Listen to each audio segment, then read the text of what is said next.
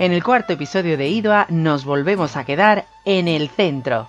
Y precisamente y por coincidencias de la vida, nos quedamos en la misma parroquia que el episodio 3, la parroquia de San Juan. Aquí es donde está acogida una hermandad de otra feligresía, con sede en Los Mártires, que por zonas de calles estrechas, muy acogedoras como Andrés Pérez, nos llevan de carretería a dicha parroquia, templo de hermandades, donde prácticamente todos los días pasionistas salen de su feligresía a alguna cofradía. Hoy hablamos de una hermandad de mucho arte, el arte e historia de la Cofradía de los Gitanos.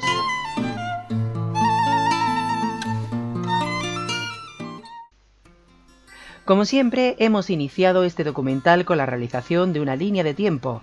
Los gitanos se dividen en tres claras etapas, que serían las siguientes. La primera etapa de 1682 a finales del 19, la segunda de principios del 20 a 1931 y por último de 1939 a la actualidad. Primera etapa de 1682 a finales del 19. Aunque hay referencias de la Cofradía de Estudiantes en el 17, se puede decir que la Hermandad de los Gitanos es la más antigua que sigue procesionando en el Lunes Santo malagueño. Desgraciadamente tenemos un grave problema con esta hermandad, y es que por su escasa documentación, algo que ya a la par es normal en las hermandades malagueñas, por toda la desaparición que hubo de archivos en el Palacio Episcopal en el año 1931. El primer dato que tenemos de la cofradía es de la referencia del padre Jordén en su libro Historia documental de las cofradías y hermandades de pasión en la ciudad de Málaga. En este indica que en 1682 ya existía la Hermandad del Santo Cristo de la Columna de la Iglesia de la Merced. De este pequeño dato podemos sacar solo dos conclusiones. La primera es que la cofradía debía de ser más antigua. Y la segunda es que la advocación de la columna era obviamente una de las principales advocaciones que ya existían en la ciudad, donde prácticamente en todas las iglesias o conventos existían por entonces una hermandad con dicha advocación. Esto venía de la milagrosa imagen del patrón de la ciudad, el Santo Cristo de la Salud, que por aquel entonces era una de las principales devociones de la ciudad, lo que hoy día sería la devoción del cautivo. Otro dato que podemos sacar en conclusión es saber que la hermandad de esta forma es de las hermandades activas más antiguas de la ciudad. Para sacar algo más datos de dicha primera documentación, sabemos que dicho documento es una carta de enterramientos. Algo habitual de la época era que la principal tarea de las hermandades era precisamente enterrar a sus hermanos. La religiosidad de la época era de una manera más profunda y estricta que hoy día. La mayoría de las personas de la ciudad querían ser enterrados en alguna capilla de una imagen a la que tuviesen devoción. Gracias a esto, que quizás algunos consideren de nimiedad, tenemos documentación de muchas hermandades. En aquella época, finales del 17, ya tenían como sede en la Merced algunas cofradías, como la Archicofradía de la Sangre, que databa de 1507, Viñeros de 1615, el Traspaso y Soledad de 1663, y prácticamente en la misma fecha que lo hizo los gitanos, lo hizo la hermandad que hablamos en el episodio 2, la humildad en 1694, con lo cual no estaba sola en dicho convento mercedario. De la hermandad no sabemos nada más hasta los últimos años del 18, concretamente de 1799. En ese mismo año se menciona que la cofradía era una hermandad gremial, concretamente era del gremio de los herreros, los cuales ya estaban muy unidos a la advocación de la columna. En aquel dato sabemos que dicho gremio convocó un concurso público para la realización de una talla de Jesús atado a la columna. Aquellos concursos eran algo bastante habitual de la época. Cuando una hermandad quería realizar algún enser o imagen, ésta encargaba un concurso para decidir entre los participantes cuál era el mejor o la que mejor se adaptaba a la hermandad. A dicho concurso convocado por los herreros se presentan los escultores Mateo Gutiérrez y Francisco Gómez de Valdivieso. Del primero poco conocíamos hasta el año pasado, que gracias al historiador cofrade Flores Matute conocemos algún dato más de él. Sabemos que nació en Vélez y que estuvo activo en la capital entre los años 1791 y 1835, que junto con Ortiz fueron los únicos académicos andaluces de San Fernando. De este escultor conocemos algunas de sus obras como el San Agustín del propio convento que existía antes de 1931. Del segundo autor, Francisco Gómez de Valdivieso, conocemos que fue uno de los grandes escultores de la Málaga cofrade de la época, donde entre otras tallas encontramos el San Francisco de Paula de la Victoria. Finalmente, fue el 2 de febrero de 1799 cuando la hermandad elige a Valdivieso por 33 votos a favor frente a 22 votos que votaron a Mateo Gutiérrez. Valdivieso realiza la obra de la imagen por 1.400 reales de vellón. Dicha talla es, sin ningún lugar a dudas, una de las obras maestras del arte sacro de la ciudad. La escultura, obra de talla completa y tamaño natural, con claros rasgos del barroco, se representa a Cristo de pie, con sudario tallado, atado a la columna de elevada altura, lisa y maciza. Su cabeza se reclina hacia abajo, lo que convierte dicha inclinación en un juego de miradas entre la imagen y el devoto que la ve desde el suelo. La imagen presenta una anatomía de estudio en brazos y piernas, mientras que el resto del cuerpo es de menor escala. La imagen se completaba con los clásicos tributos malagueños, una peana de carrete, pelo natural de tirabuzones, potencias unidas y dos angelitos que recogían su cíngulo. Los concursos cofrades eran algo que antiguamente quizás se hacían más de lo que hoy día conocemos. Sí que es cierto que es algo que se lleva haciendo hasta hace relativamente poco tiempo, e incluso todavía algunas hermandades lo hacen. Era básicamente, pues oye, yo necesito un enser, o necesito un trono, o necesito una imagen o un grupo escultórico o lo que fuera. Pues en vez de encargar directamente a una persona nada más, pues tú haces un concurso. Se presentan 20, se presentan 2, se presenta 1, o lo que quieran. Y tú pues ya haces el concurso y decides escoger el que más se adapte a los gustos de la cofradía, a la novedad o a los que cada uno quiera. Creo que sinceramente hoy día se hacen menos de lo que se deberían de hacer, porque en muchas ocasiones se pierde la oportunidad de ver unas nuevas ideas, nuevos proyectos, nuevas fórmulas, que quizás en Málaga se necesitan ver. De dicha imagen se puede leer uno de los romancillos más conocidos del poeta José Carlos Luna, que dice así: asoma por el rellano, temblándole las melenas, el Cristo de los gitanos, brillante cara morena, y engarrotar las manos, ya viene el Cristo moreno, el Señor de los gitanos, el más grande y el más bueno, apretaditas las manos. Pero de dicha imagen no tenemos conocimientos que procesionase durante aquellos años. La hermandad, como hemos mencionado antiguamente, se dedicaba prácticamente solo al culto interno y de enterramientos. Otra hermandad de la sede mercedaria que haría lo mismo sería el Traspaso y Soledad, la cual era independiente y no pertenecía a Viñeros por entonces. No es hasta mediados del 19 cuando, tras un inicio de siglo bastante convulso, la hermandad saca en procesión a la imagen. Esta sería la primera procesión documentada de la hermandad, aunque no quiere decir que fuese la primera. Simplemente no hay información de otras anteriores. Durante aquella procesión salió junto a la dolorosa que antes hemos mencionado, la del traspaso y soledad, pero debido a los escasos medios y la escasa estabilidad política, económica y social de la España de la época, la procesión no se hizo con carácter regular, solo pudo salir en el año 1858, 60, 61 y 62 de aquella época. Para la procesión de aquel mismo año, la del 62, la hermandad salió en la Semana Santa junto a las procesiones de los Dolores de San Juan, la Exaltación, el Nazareno de San Juan, la Puente, el Rico y la Sangre.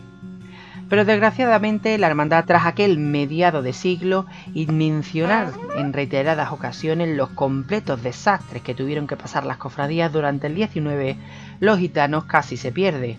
Lo habitual en aquellas crisis eran que las hermandades volviesen a lo que antiguamente se dedicaban, al culto interno y de enterramiento. Pero desgraciadamente la situación afecta tanto a esta cofradía que ni siquiera podían celebrar los enterramientos. Lo normal normalmente era que antiguamente pues las imágenes, las hermandades mejor dicho, se dedicaban a los cultos de interno y de enterramiento, es decir, directamente hacían sus cultos. Bien podían ser mensuales, bien podían ser semanales, cultos cuaresmales, etcétera, etcétera, y sobre todo de enterramientos. Cuando moría un hermano, pues dicho hermano, siempre, claro, a través de... si no, nada. Y te enterraban en la capilla de la hermandad. Luego pasaron a los cementerios y demás, pero claro, fijaos lo duro que tuvo que ser para algunas hermandades el siglo XIX, que quizás para las hermandades que tenían a gente que sí podían dar algo más, pues no suponía gran cosa, pero las hermandades que tenían, que ya de por sí en los grandes momentos han sido muy humildes, caso de los gitanos, llegó el momento de que cuando vinieron todo ese siglo XIX tan nefasto, pues ni siquiera se pudieron dedicar a hacer lo que siempre habían hecho, enterrar a sus hermanos, ¿no? Yo creo que eso es algo bastante curioso y bastante controvertido también de la Málaga de la época, y lo que nos supone el decirnos, tuvo que va a ser bastante difícil aquella época, porque ni siquiera en algo tan normal que hacían desde siempre, de toda la vida, se podía hacer, ¿no? Segunda etapa, de principios del 20 a 1931. La hermandad decayó tanto que tuvo que reorganizarse a principios de siglo, sin conocer la fecha exacta. Se cree que incluso pudo ser en 1899, cuando la hermandad estrena su trono retablo de carrete, obra de Andrés Rodríguez Zapata. Otro tema que conocemos de aquella época era que el hermano mayor de la corporación era el cantaor flamenco Joaquín Vargas, apodado el Cojo de Málaga, que además de gran cantaor, era un enamorado de su Cristo, al que acompañaba cada año incluso faltándole una pierna. Tanta era su devoción que se cuenta que cada vez que el Cristo hacía una parada, él le cantaba una saeta. Arguval nos menciona que la cofradía ha sido siempre una procesión de los gitanos. Por sus especiales matices y por la forma de expresar su devoción, el cantaor el Cojo de Málaga hacía que fuese uno de los momentos imborrables de la Semana Santa malagueña.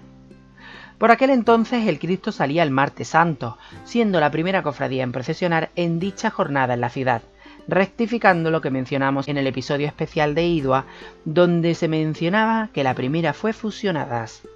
Aunque todo hay que decir que la hermandad tuvo pocas salidas procesionales durante aquellos años, por lo menos de forma documentada. Fue durante aquella época cuando la relación con los gitanos llega al punto que hoy día conocemos, aunque no sabemos con claridad cómo fue posible aquello y cómo llega a convertirse en un fenómeno social y popular de la ciudad. Lo que queda claro es que gracias a ello la cofradía adquiere notoriedad y diferenciación con el resto de hermandades. Esa relación que tiene la hermandad de los gitanos con los gitanos no se sabe muy bien de dónde viene. Yo creo que ese primer boom cofrade de gitanos, etcétera, etcétera, viene gracias al Cojo de Málaga, que yo creo que tenía mucha devoción y él empieza a traer a los gitanos al mundo de las cofradías. Creo que, a diferencia de otras hermandades gitanas en Andalucía, esta hermandad es la que más conexión tiene con los gitanos. Hay muchas cosas que mejorar con los gitanos, pero yo creo que es una seña de identidad que no se debería de perder jamás. A mí hay una cosa que no me gusta de la cofradía de los gitanos, que los entiendo, pero no me gusta, y es que la hermandad en cierta parte no le gusta. Muchos lugares que no quieren mostrar que son la cofradía de los gitanos y se llaman la cofradía de la columna. En redes sociales, en la página web, etcétera, etcétera. Pero también los gitanos deben de saber a dónde van y cómo deben de hacerse. Que quieren rezar y bailar y hacer la devoción como ellos quieren hacerlo. Oye, de lujo, a mí me encanta, la verdad. Pero creo que bajo ningún concepto deben de verse situaciones que todos hemos visto, y bajo ningún concepto deben de ir delante de la banda. Y que allí griten todo lo que quieran, y que si se quiere escuchar más a los gitanos que a la banda, que se escuchen, que griten todo lo que les dé la gana. Total, es la manera que tienen ellos de tener devoción, es la manera que tienen de expresar su devoción al Cristo de los gitanos. Tras Vargas como hermano mayor, le sucede en el cargo el gitano Manuel Reyes, que solo rige a la cofradía durante un año. Ya en 1923 se produce el verdadero resurgir de la cofradía, cuando llega al cargo de hermano mayor Eduardo Rodríguez Aguilera, conocido como el Boquita de Oro. Este era herrero de profesión, la misma profesión que funda la cofradía siglos atrás. Tenía fragua propia y este permanece 8 años en la cofradía como hermano mayor. Fue en 1924 cuando la hermandad se agrupa en la agrupación de cofradías. Técnicamente fue una de las primeras en agruparse tras la fundación, en un año que a la par fue de un boom de nuevas hermandades. Se unieron aquel mismo año las cofradías de la Estrella, el Amor, la Cena y obviamente los gitanos, que procesionaron por primera vez al año siguiente en los siguientes días. La Estrella lo hizo el martes, el Amor lo hizo el viernes, la Cena el domingo y los gitanos el lunes. Algo curioso de la época era que algunas cofradías salían en jornadas diferentes a las actuales, pero de estas que hemos mencionado, y salvo la Cena que pasa al jueves, todas siguen en sus mismas jornadas. El itinerario que hizo la Hermandad de los Gitanos el lunes santo de 1925 fue el siguiente. Salió de la Merced a las 8 de la tarde. Por la Plaza de la Merced llegó a Álamos, Torrijos, actual carretería, el Pasillo de Santa Isabel y la Plaza de Arriola. Por allí a Tarazana se entró por Martínez a recorrido oficial, calle Larios, Plaza de la Constitución, calle Granada y desde allí hacia la Plaza de la Merced. Pero la hermandad no se encerraba directamente tras llegar a la plaza, sino que daba un rodeo por el barrio del Chupitira, la calle Victoria, la Plaza de la Victoria, la calle Altozano y calle Frailes. De allí a la Plaza de la Merced otra vez para encerrarse en la madrugada del ya martes santo. En aquella primera salida procesional, la cofradía reforma el trono de Nadales, colocando una mesa cuadrada atravesada por 4 varales para los portadores. Aquel trono tenía un simple cajillo con cartelas rectangulares de la Pasión de Cristo, que eran la columna, escalera, tenazas, clavos y el corazón de Jesús, entre otros. Aquel trono tenía 4 arbotantes para la candelería que completaban el conjunto. Aunque dicho trono llamaba la atención la peana de carrete, que era básicamente lo único que tenía del antiguo trono. Aquello daba más vistosidad al titular. Ya en la prensa de aquellos años 20 se mencionaba que la cofradía era muy humilde, que a diferencia de otras de la ciudad no tenían mucho dinero para grandes estrenos. Esto se puede ver ya que la cofradía no tiene grandes estrenos o tronos nuevos durante los años 20, algo que aunque hoy día pareciese normal, prácticamente no lo era en aquellos años, ya que lo normal era cambiar de tronos y mejorarlos con el paso del tiempo. Los gitanos no lo pudieron hacer por su economía y su humildad, y procesionó a la imagen desde su ingreso en la agrupación hasta 1931 en el mismo trono. La devoción al titular, su representación y su carácter hacían que el dinero quedase en un segundo plano. Tal es así que el 17 de abril de 1925 la hermandad salió en el periódico Informaciones de Madrid para alabar que el Cristo procesionase en la Semana Santa del mismo año, tras ser agrupada, algo que llevaba 10 años sin poder hacerlo. Ya para aquellos años los nazarenos de la cofradía llevaban casquetes de espina, como hoy día lo hacen. Por aquel entonces eran unos 150 nazarenos. Aunque aquellas salidas procesionales no estuvieron falta de revuelo por el simple hecho de que era la hermandad de los gitanos. Muchos dicen que los años 20 fueron años de mucho dinero, de muchos estrenos y de muchas todo. Y hay cofradías humildes, como siempre ha habido y siempre habrá. Hay cofradías que tienen más dinero, pueden permitirse estrenar cada año trono y cada año imágenes, y hay otras cofradías. Los dos tipos de cofradías son compatibles, y realmente a mí me encanta saber que en los años 20 existía la Hermandad de los Gitanos, que no estrenó un trono durante los años 20, nada más que en la reforma que se hizo aquel final del 19, y que con él pues salieron en procesión, y es que no necesitabas más. Es que tú lo que necesitabas era la devoción del pueblo, la imagen, los nazarenos, montar una procesión, probablemente dicho, y ya está. ¿Para qué quieres más? ¿Que quieres estrenar porque puedes permitírtelo? Oye, estupendo. Pero que también demuestra que las cofradías humildes también aportaban mucho. La Hermandad de los Gitanos, a pesar de ser tan humilde, aportaba tanto a la Semana Santa de Málaga. Pero ¿qué sería de la Málaga cofrade sin ellas? Sin esa humildad, sin esa cofradía que, aunque sea muy humilde, tiene las ideas muy claras y sabe a dónde va. Y eso es algo muy importante. La quema de conventos y la parroquia de la Merced. Para hablar de la quema, primero hay que hablar de cómo era la propia parroquia antes de la quema. La Merced era un convento que tras la desamortización pasa a convertirse en parroquia. Era una de las parroquias más grandes de la ciudad, a pesar de contar con solo una nave. En volumen interior, quizás la que más nos recuerde hoy día sea la Anunciación de Sevilla. Como llevamos haciendo en casi todos los episodios de IDOA, vamos a realizar un itinerario virtual de cómo era la parroquia. Pero en dicha parroquia había más hermandades aparte de los gitanos, de ahí que por eso en este episodio solo hablaremos de los altares que hay en la zona sur de la parroquia. El primer altar que vemos a la izquierda sería el altar sagrado. Le sigue el de San Pedro Nolasco, fundador de la Orden Mercedaria. Estos dos se disponían en pequeños altares bajo el coro de la iglesia que se encontraban justo a la entrada. Propiamente dicho, la primera capilla era la del Traspaso y Soledad de Viñeros. Lo presidía dicha imagen, aunque en sus laterales se encontraban altares como el de San Cayetano y Santa María Cervelló. El siguiente de los altares era el del Cristo de la Columna, el de esta cofradía, vaya. Este altar era muy sencillo y que presentaba un cristal para proteger a la imagen, siendo este detalle algo muy propio de las iglesias malagueñas. En la misma capilla a la mano izquierda se encontraba el altar del Perpetuo Socorro. La última de las capillas de las que vamos a hablar era la conocida como la capilla de la Virgen del Carmen y San Rafael, aunque ninguna de las dos presidía la capilla.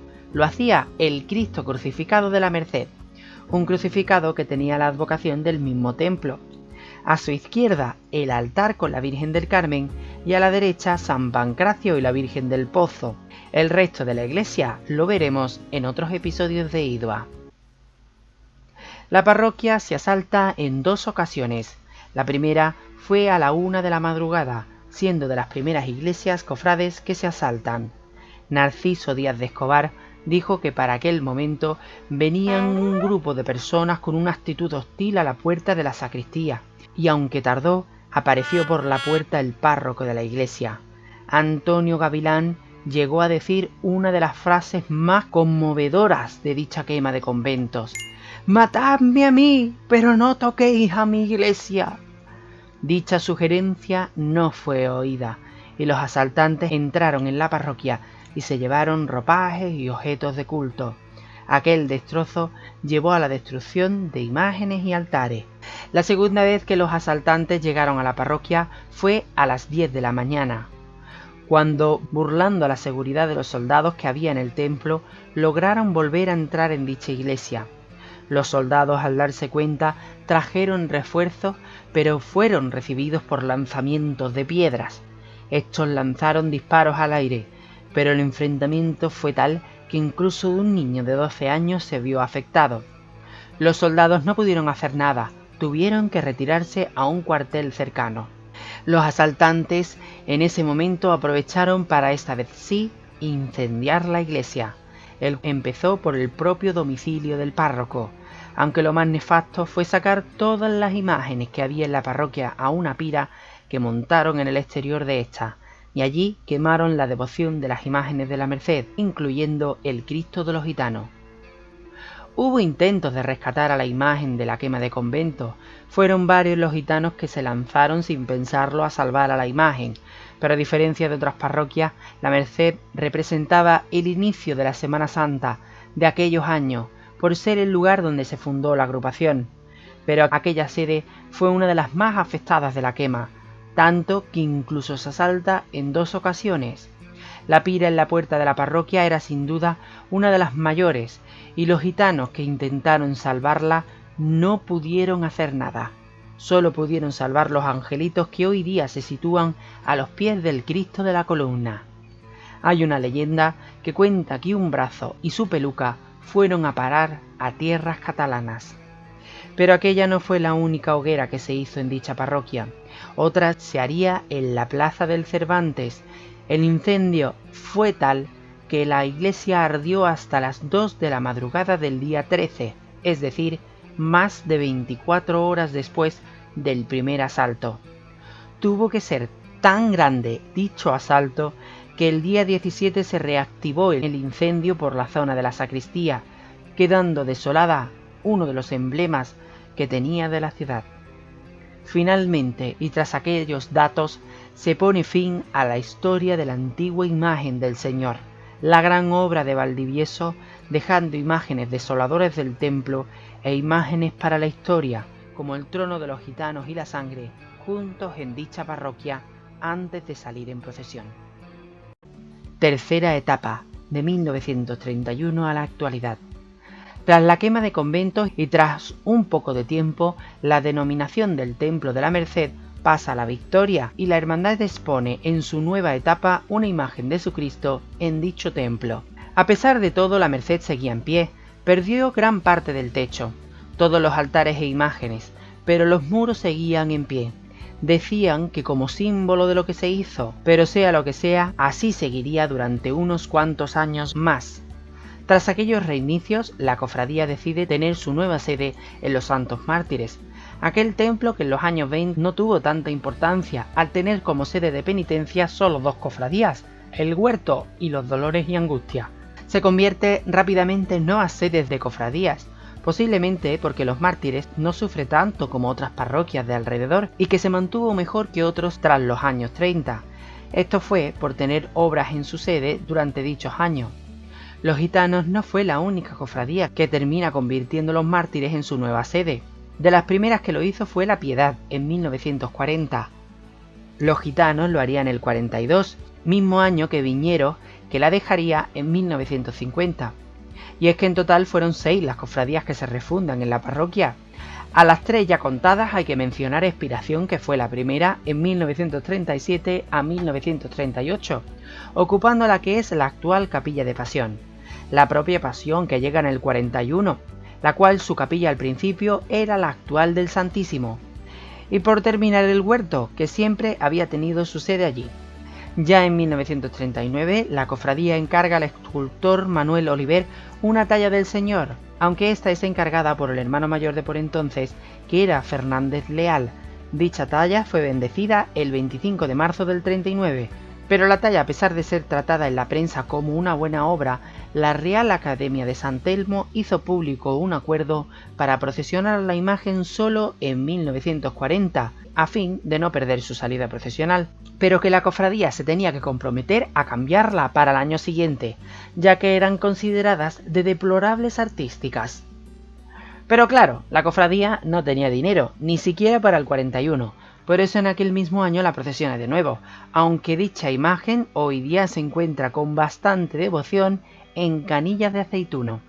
Las hermandades estaban tiesas perdidas porque lo habían perdido todo, no tenían ni siquiera los altares donde ponían sus imágenes, y entonces pues claro, tenían que hacer nuevas imágenes sin tener absolutamente nada de dinero. Y entonces pues claro, de ahí que venga un poco esa necesidad de crear imágenes un poco más baratas. Y yo creo que esto me recuerda un poco como las vísperas de hoy día. Si nos fijamos, gran parte de las vísperas en Málaga tienen imágenes de calidad un poquito menos decente. Hay otras que gracias a Dios salvan los papeles y tienen imágenes de gran calidad. Pues un poco pasa igual. En los años 30, gran parte de las hermandades malagueñas, pues cuando van a hacer sus nuevas imágenes, encargan imágenes un poco más más feuchas, más maluchas, para ahorrarse unas pelas. Y luego pues hacen las definitivas y actuales imágenes. Gracias a Dios teníamos a San Telmo que nos decía, mira, esta imagen es un horror, vida mía, no me saques esto, porque esto lo ve un niño y el niño se asusta. Teníamos imágenes algunas que decían, ¡ay, Dios mío, por favor, taparle la cara a ese Cristo o a esa Virgen, que hoy, por favor, como lo vea alguien! Pero claro, San Telmo también decía, oye, tenemos que recuperar las procesiones, no nos vamos a poner aquí tampoco mijito y vamos a decirte, pues este año no sale. No nos vamos a poner así tampoco porque había que volver a procesionar. Entonces te decíamos, mira, la imagen es más fea que picio, más mala que nada, pero te vamos a ir a sacarla unos añillos porque es que si no, no va a poder salir a la calle. O sea que venga, sácala un año o dos y apáñate luego como puedas. Durante aquellos años la cofradía ya era la última de la jornada, pasando tras el cautivo. Al principio aquello no suponía problema, pero al paso del tiempo aquello iba suponiendo más y más retrasos. Tras la antigua talla se decide encargar la obra a un gitano, Juan Vargas, que a la vez era malagueño y cofrade de la propia cofradía.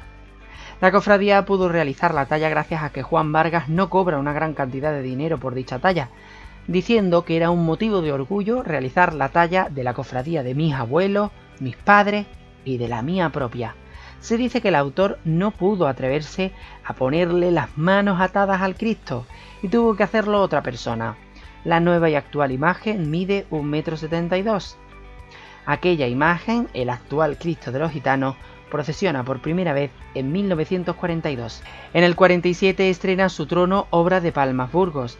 Es el mismo que el de hoy día, una obra muy original, con 3 metros de largo, 2,3 de ancho y 1,55 de alto, con un estilo puramente malagueño, con un tamaño algo más pequeño para destacar a la imagen del Cristo de la Columna por encima de todo.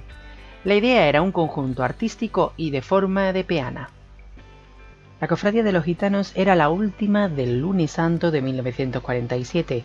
Además de los gitanos, también procesionaron en aquella jornada la de Jesús cautivo, Pasión y también las Penas, que por aquel entonces procesionaba el Lunes Santo.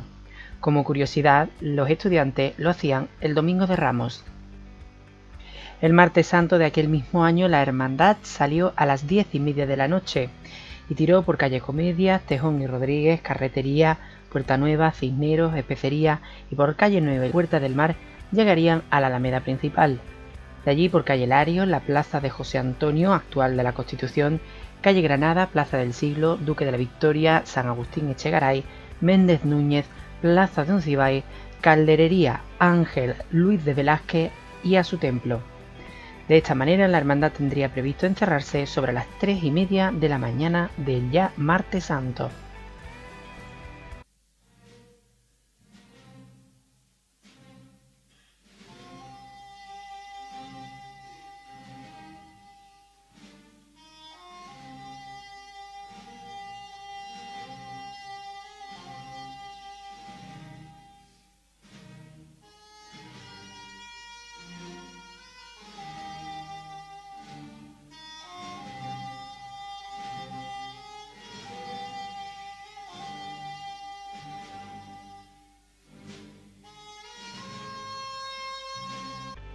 Los 50 fueron años muy duros para todas las cofradías, y los gitanos, que siempre había sido una cofradía humilde, aún más todavía.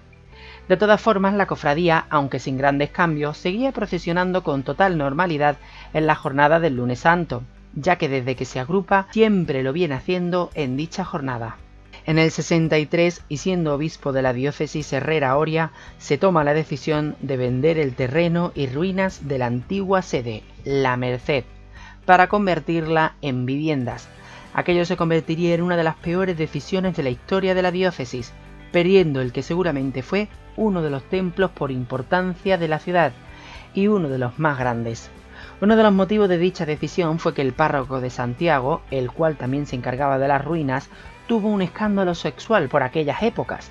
A pesar de todo, la cofradía pasa por delante de la que era su sede y allí hace un encuentro con la Dolorosa, algo así como si se estuviese encerrando en la parroquia de la Merced. Para 1970 la hermandad rompe con su historia, ya que desde su origen la hermandad solo era formada por un titular, el Cristo de los Gitanos. pero el deseo de tener una dolorosa era muy grande, y la cofradía incorpora la imagen de la Virgen de la O, obra de Buiza, imagen que guarda una hermana en la ciudad, dado que la imagen del Traspaso y Soledad de Viñeros son prácticamente iguales. Además, ambas imágenes llegaron juntas a la ciudad en el mismo transporte, aunque aquello no fue el único caso. Expiración y el Nazareno del Paso también vinieron juntos. Aquel cambio no fue coser y cantar, ya que en los años 40 la cofradía también estuvo interesada en añadir una titular mariana, llegando incluso a ofrecer a Juan Vargas que realizase la talla de la imagen, pero la cofradía, como hemos comentado, no tenía prácticamente nada de dinero y dicha decisión se suspende. Sería aquel mismo año, en 1970, cuando la O procesiona por primera vez en las calles. Lo haría en el trono prestado de su imagen hermana, el trono del Traspaso y Soledad de Viñeros.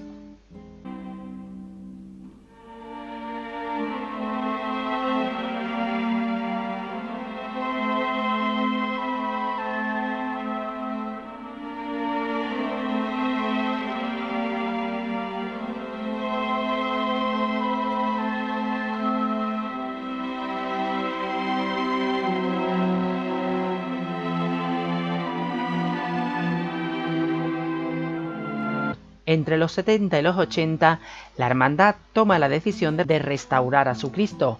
Lo hace tras una década de los 70 donde muchas hermandades cambiaron de titular.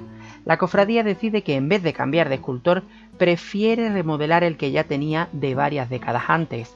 Encarga dicha reforma a uno de los escultores más conocidos de la época, el carmonense Buiza, el cual le deja el sello actual al Cristo de los Gitanos. Además de eso, se le añadiría al Cristo nuevos rizos, nuevas manos y cambios importantes en la policromía. Nace de esta manera el Cristo de los Gitanos tal y como hoy día lo conocemos. Durante los 80 es muy recordado el famoso cruce de la hermandad con los estudiantes. Los gitanos se encontraban en la Alameda, mientras que los estudiantes en el lateral sur, a la altura de la calle Córdoba.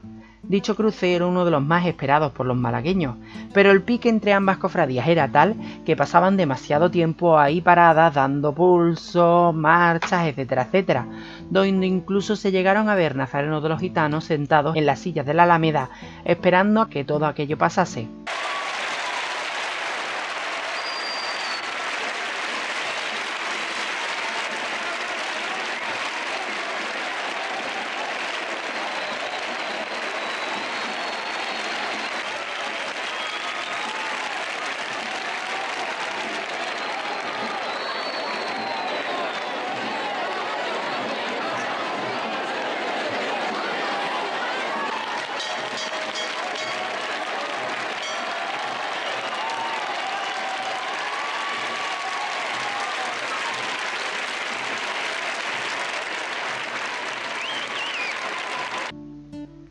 Para la Semana Santa del 71, la cofradía compra el antiguo trono del Gran Perdón para ser el trono de la Dolorosa de la O, obra de 1958 de Requena. Solo 2 años más tarde, procesiona por primera vez bajo palio.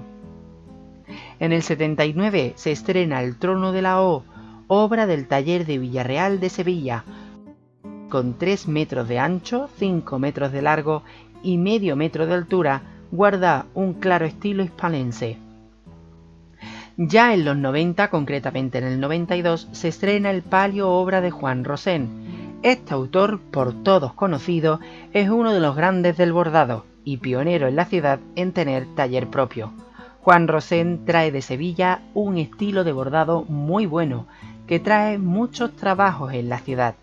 El propio autor es cuanto menos curioso, por su forma de ser y personalidad derrochadora, donde siempre ha dejado claro que es un completo enamorado de la Virgen María, en concreto de su Virgen de la O. Este mismo año sería el último año de la cofradía procesionando la última del Lunes Santo. Esto se debía a los continuos atrasos que atravesaba la cofradía por procesionar tras el cautivo. Esta decide pasarse a ser la primera de la jornada, saliendo a las 6 en vez de a las 10:30, llegando a la tribuna a las 9 en vez de a las 2 de la mañana y encerrándose a las 12 en vez de a las 4:30. De dicha manera, la cofradía se puede decir que es la primera en cambiar el horario de la última a la primera. Pero aquello no era nada nuevo. Pollinica se llegó a desagrupar por procesionar en la mañana del Domingo de Ramos. Sea como fuese, estos cambios que hoy día vemos como algo normal y que han ocurrido con cofradías como el Rocío o la Humildad, ya se hacían en décadas mucho anteriores y el resultado es a mejor, como es visible. En el 95 la cofradía bendice su nueva corona, corona imperial de santos campanarios, obra de Fernando Prini. En el 2000 la cofradía es una de las imágenes que preside el Vía Crucis Jubilar Magno, que tanto dio de que hablar en la Málaga Cofrade y también en toda Andalucía. Unos surcos en la piel y terminaban casi por desollar a la víctima, o bien con el llamado frajum, que quizás es más cruel y está formado por correas y cuerdos a cuyo extremo se atan pequeñas piezas de hueso o metal, y quizás los golpes son mucho más profundos. Oye, teníamos mala idea en aquel tiempo, ¿no? Sí, el tema está... El problema es que muchas veces no somos capaces de llegar mucho más lejos de la imagen. Con la belleza barroca. La belleza barroca nos sitúa frente a una imagen, pero la belleza barroca también tiene sus limitaciones. Y esta imagen con ese faldellín característico, esa falda que lleva, esa túnica amarrada, esa corta amarrada, y siempre que vemos esta imagen tenemos que acordarnos de nuestro compañero Juan Rosén. Y entrando en la Plaza del Obispo, donde allí vemos la capilla de la Virgen de la Angustia, allá arriba. En el 2002 se bendice la primera parte de la Casa Hermandad, junto a la Casa Hermandad de la Sentencia, en calle Frailes, que había sido construida unos años antes. La cofradía de dicha manera procesiona desde la antigua feligresía de la Merced. En el 2009 la hermandad bendice su manto procesional. Era la última cofradía del Lunes Santo de la ciudad que no tenía manto. Solo le faltaba, y le sigue faltando, al mayor dolor en su soledad de crucifixión. Aquel manto fue realizado por el taller de Juan Rosén bajo diseño de Eloy Tellez. En el 2017 el Cristo sale en extraordinaria por su 75 aniversario. Lo hace renovando su sección, con nueva pureza, estandarte, etc., los cuales han sido considerados de los mejores estrenos procesionales de los últimos años. En dicha procesión extraordinaria se destacan varias cosas: su traslado al trono, asimilando el estilo procesional de la hermandad de los años 20, el acompañamiento procesional del Cristo por la banda de las cornetas de las Tres Caídas de Triana y el pasar por su barrio de la Cruz Verde, donde fue recibido por aplausos, saetas y pétalas. En el 2019 se aprueba el nuevo recorrido oficial y la cofradía vota a favor, prácticamente sin modificar su itinerario. En el 2020 la cofradía celebra el 50 aniversario de la Dolorosa, estrenando varios enseres al igual que hizo con el Cristo años antes, como peana, saya, etc. Desgraciadamente por la pandemia la imagen no pudo salir a la calle por dicha efeméride. En ese mismo año la cofradía hubiese estrenado por primera vez en las calles las cornetas de los gitanos, antigua banda de la Estrella que pasa a denominarse como la cofradía.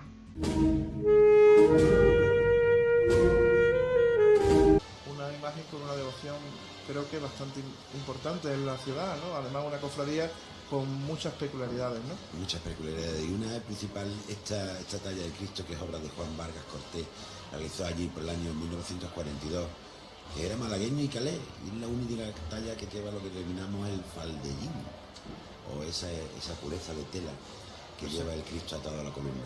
Muchas peculiaridades. El Cristo moreno, ¿no?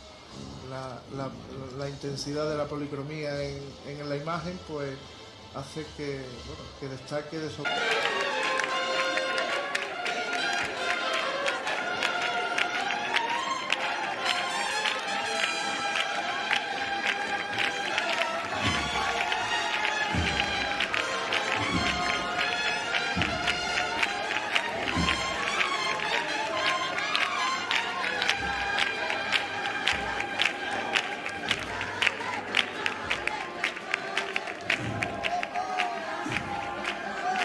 En su mano derecha es una astilla de la Cruz de Nuestro Señor, que se encontraba en el convento de las Salesas de Burgos y cedida a la cofradía por Fray José Luis Juste Montero.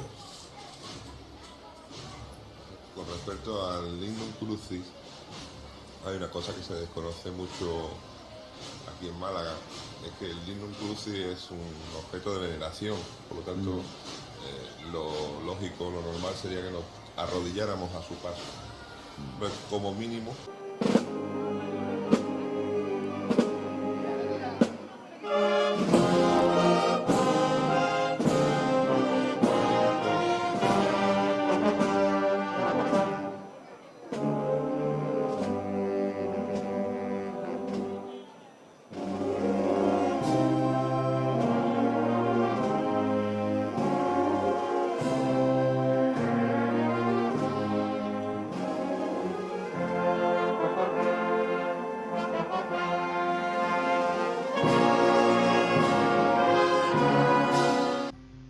Con esto del nuevo recorrido oficial hay muchos que no conocen por dónde pasan las cofradías. La Hermandad de los Gitanos es de las hermandades que menos cambios va a tener. Eso sí, pasará la tercera por recorrido oficial según los horarios e itinerarios del año 2020.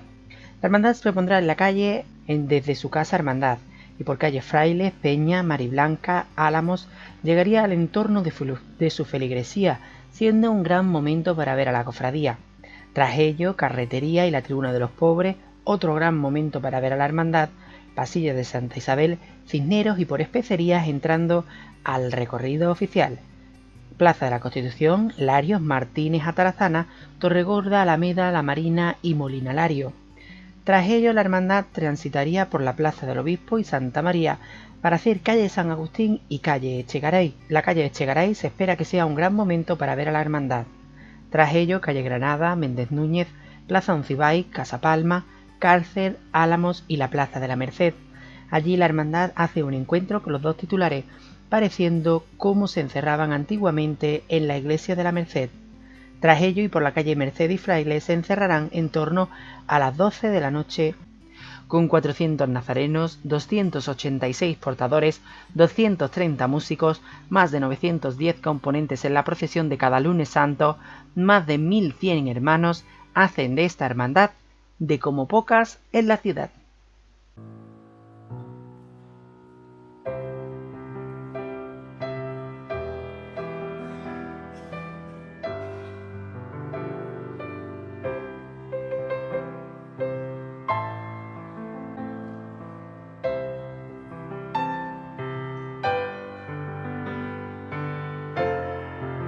Porque la cofradía de los gitanos, con siglos de devoción a Jesús atado a la columna, moreno de morenos, que encandila a todo el pueblo, sobre todo al gitano, cosa que pocos pueden decir, de emoción, de arte, de un arraigo en la ciudad de las que pocas pueden presumir, como su devoción gitana le hacen ser portadas en medio y únicos en nuestra ciudad.